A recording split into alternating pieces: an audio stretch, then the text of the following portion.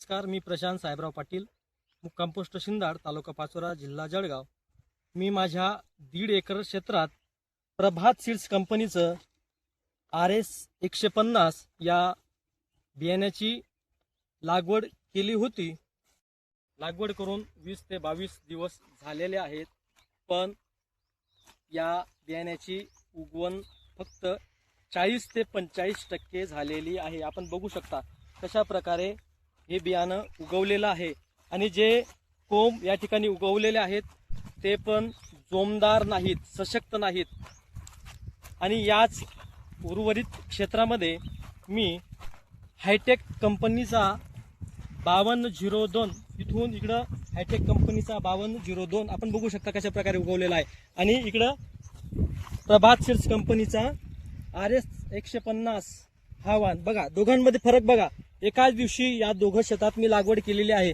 आता बघा इकडं, इथून बघा, इथून हायटेक कंपनीचा 5202 या बियाण्याची आपण लागवड या ठिकाणी केलेली आहे। तो पूर्ण क्षमतेने या ठिकाणी उगवलेला आहे, आपण बघू शकता।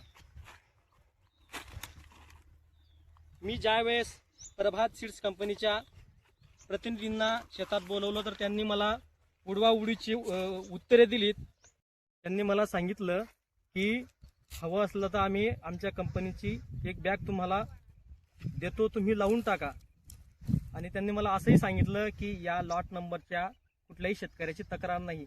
पण मी जेव्हा आमच्याच गावातील प्रवीण शिवाजी पाटील, अशोक भिला पाटील यांच्या शेतात जाऊन पाहणी केली असता त्यांचा सुद्धा असाच प्रॉब्लेम झालेला आहे।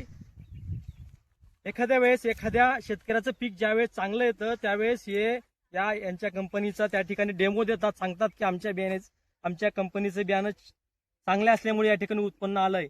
पण ज्यावेळेस बियाणं अशा प्रकारे उगवतो त्यावेळेस हे जबाबदारी घेत नाही। मी सर्व शेतकऱ्यांना आवाहन करतो की हा व्हिडिओ जास्तीत जास्त शेतकऱ्यांपर्यंत गेला पाहिजे।